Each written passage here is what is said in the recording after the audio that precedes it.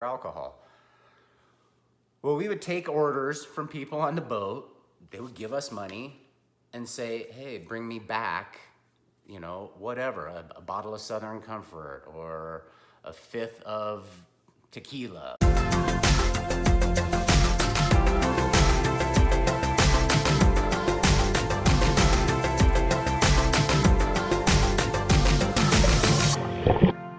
Hey guys, welcome to today's vlog. Man, it's a beautiful day here in northern Colorado. Charlotte and the kids are outside. She's doing some yard work and kids are playing with the neighbor kids, so it's just kind of nice. Everybody's just kind of in their groove, and I'm really thankful that they allow me this time to come and just do me. Like, this is what I really enjoy. It benefits me in a lot of ways, and I think they all understand that, and therefore they afford me the time. So it's really special to have that in my life. It's Saturday, and what do you do with a drunken sailor? I'll tell you, but I gotta do it after the run. What I want to preface the story with this week is two things. One being my first deployment was on a USNS ship. Now that's different than a USS ship in that it is run by a civilian crew. So the merchant marines have ships and they deploy and they do operations around the globe. And then the Navy will go on in smaller detachments and kind of deploy on those ships just to be a helpful hand. Kind of think of like the most recent, the USNS Comfort that was in New York City, civilian ship with Navy personnel, nurses and corpsmen and stuff like that, doctors were on board to help out with the work. A lot of differences in those ships are, we got to have we had a two-man room. When we would go to the galley and eat, we would sit down and order our food off a menu with a waiter. You could, you didn't have to like wait in line. The food was cooked by, chefs. So it was pretty good food. Typically the working hours on those boats, they're civilians. They like work day shifts except for a small handful of people. So usually the working hours are from like 8 a.m. to 4 p.m. and then it's quitting time. So typically for flying, you wouldn't fly, you didn't do a lot of night flights. I was on the boat during the Gulf War experience, Desert Shield and Desert Storm. So the rules kind of didn't apply. They actually worked a lot more and the overtime paid them a lot more. For us, it didn't. We were stuck with the same pay, working a lot more hours, and our hours were they were kind of all over the place. So some things were different, but it was still probably a better experience than any other regular Navy vessel. That's one point that I needed to just kind of put out there. It was a cool experience. Not everybody gets to have that, so yay for me. Also, I know the last 4 episodes have been kind of more on the, I don't want to say depressing, but definitely on the side of like really just bad judgment and bad behavior, getting in trouble. And this week, I want to give you some stories. I'll give you a couple because not every time I drank was at a bad time. I had some good times, which is why I wanted to keep drinking. Like it was, I let loose, the hair came down, did kind of crazy wild things, and I didn't get in trouble. But that doesn't mean I didn't have a problem, which it's been clear that there was a problem with my drinking early on. I tried to chalk it up a lot of times like, oh, this is no different than what college kids do. You hear college sorority parties, kids doing all this ridiculous stuff. That's what I was kind of chalking it up to. So I think a lot of times that didn't register. That's why it wasn't registering to me, and that's what everybody else was doing. I just was extreme, I guess. So just want to share a couple of those kind of more lighthearted, fun things. And it's because I was on this USNS ship that things were a little different. So that being said, I'm gonna get done with this 60-minute bike. 20 minutes are gonna be at the top of my zone 2. So not ridiculously hard, it's just a duration thing. And then jump off, do a 12-minute run. So probably a total of about hour and 15 minutes worth of endurance time. And I'm really gonna try to just nail that, that race pace on the run. You know, last week I was like way fast. I don't mind if I go a little bit faster, but I really wanna just try to hit that kind of 10-minute mile mark. So just over a mile run today, and then I'll go join the family. Also, last thing here, before I take off and come back with a sea story, is we're starting step 6 today. We're just gonna do it. It's in my opinion, I might catch some flack for saying this, but step 6 to me is just kind of a no-brainer. I'll explain why, and I'll give you the Drunken Sailor sea story after my workout. All right, hope you guys are having a great day so far. We'll see you in a bit.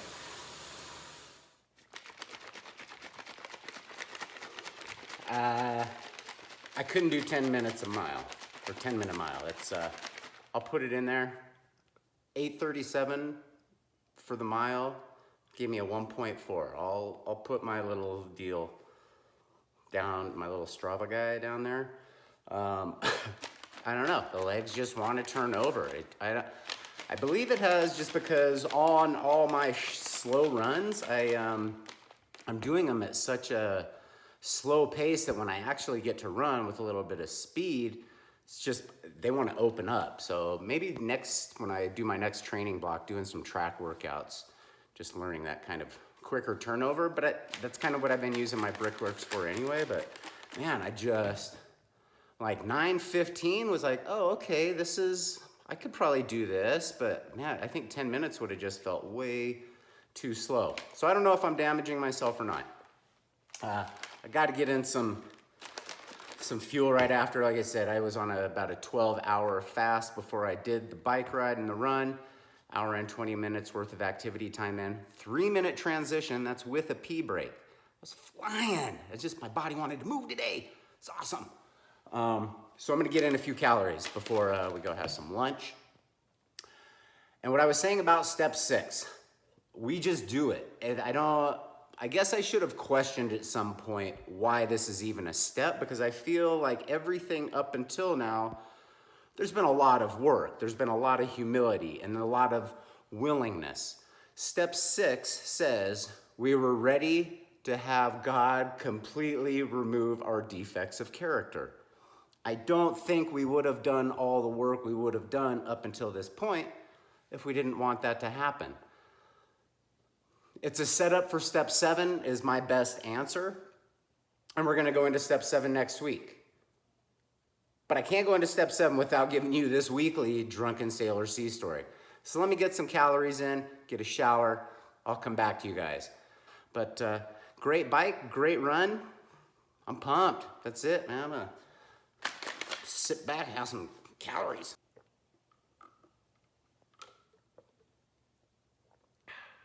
Oh, so if you're ready to have God remove those defects of character, like entirely ready, do you want those to be gone? They're not gonna vanish overnight, I promise you that. But if you're entirely ready, let's go. You're done with step 6. Let's talk about step 7 next week. All right, see ya. All right, I wanted to shoot some of this outside, but unfortunately a storm is coming. Wind's picking up. Not gonna happen. I know the lighting's not super fantastic, but I at least wanna get one of the 2 sea stories that I have out to you guys. Like I was saying before, on the United States naval ship, USNS, we had our own little 2-man room. In that room, we kind of had like this, like these little That's hard to do. Like a little dresser for our belongings, for our personal belongings. And we had a closet. It wasn't like we had to lift our bed up and put things in these teeny tiny compartments. We had like actual drawers and stuff. Why that's important is because also as air crew, we'd be underway out at sea for say 2 weeks. And at some point in time, it was inevitable that we were gonna fly into a nearby port and get our feet dry and do some sort of an operation, whether it was working with another special teams, like SEALs or explosive ordnance disposal, or whether we were just transporting people from, say, our ship to land, or, because they were getting out, or bringing somebody on, maybe an inspector or a new member of the ship. So we would fly into shore and we'd shut down, have to get fuel and all this stuff. Well, in that process, we would, as search and rescue crewmen, we had these huge duffel bags. They were probably 2.5, 3 feet deep, not super wide, maybe 2-3 feet wide. Like you could put, a 90-pound teenage kid in there easily. So we had these big bags, and those bags were for like all of our search and rescue equipment: wetsuits, mask, fins, snorkel, flotation device, like lifting devices, all that kind of stuff. So it was a good sized bag that we had to carry on every flight. Well, one person would empty their bag out, or 2 people, depending on how many we were going, empty the bag out, and then when we would land on, we would go to the nearest package store for wherever we had gone. We'd fly into a little base. Most bases have some sort of a duty-free store or little mini mart that had like liquor and beer and stuff that, the people who were stationed there could buy their alcohol. Well, we would take orders from people on the boat. They would give us money and say, hey, bring me back, whatever, a bottle of Southern Comfort or a 5th of tequila or a 6-pack or a 12-pack or a case of beer. And we would get all these orders from people on the boat, land, go into this store, and then fill these bags, like take out all of our normal equipment, fill these bags with the booze, and then smuggle back to the ship. Like, that's insane, right? Like, that was a smuggling operation. Like, people were paying us money, which typically paid for our drinks as well. So we'd be like, oh, sweet, they gave us 20, but they only needed to spend 15. They said, keep the change. Do that with 10 people. You had plenty enough money to buy your own booze without putting any of your own money in.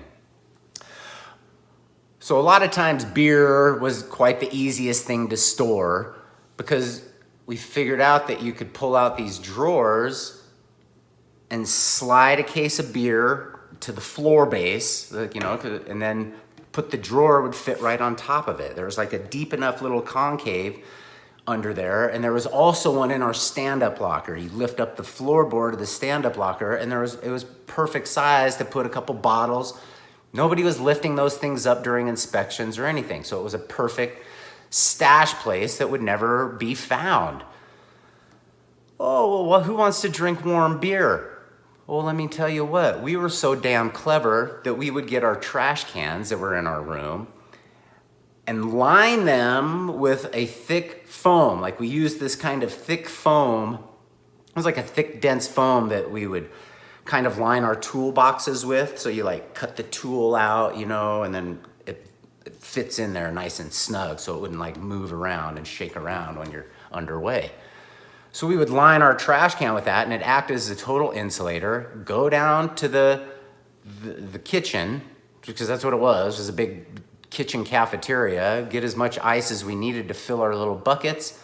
Boom! Have little cold cooler in the room. So after work, your beers or whatever had been chilling all day, maybe your Coke, whatever it was that you needed for your drink. And we were having after-hour parties.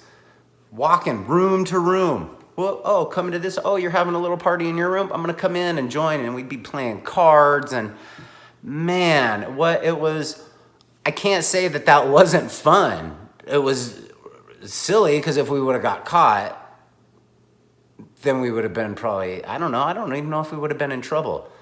the civilians were doing that stuff too. Like, you know, we'd bring them the civilian stuff, and they were even like making. There was a couple guys that were like made homemade hooch.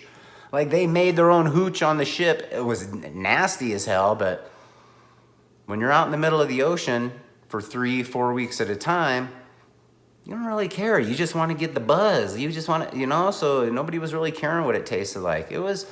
That's a crazy story. And you know what? That was a 6-minute story that really I was trying to make a little bit shorter. It was kind of a couple wrapped into one. That was kind of some of the fun that we were having out on the ship in the middle of the ocean. But it was crazy too. Anyway, so not all stories are depressing and have a horrible ending. I hope you enjoyed it. Man, thank you guys for being here so much. I'll see you next time, huh? Peace.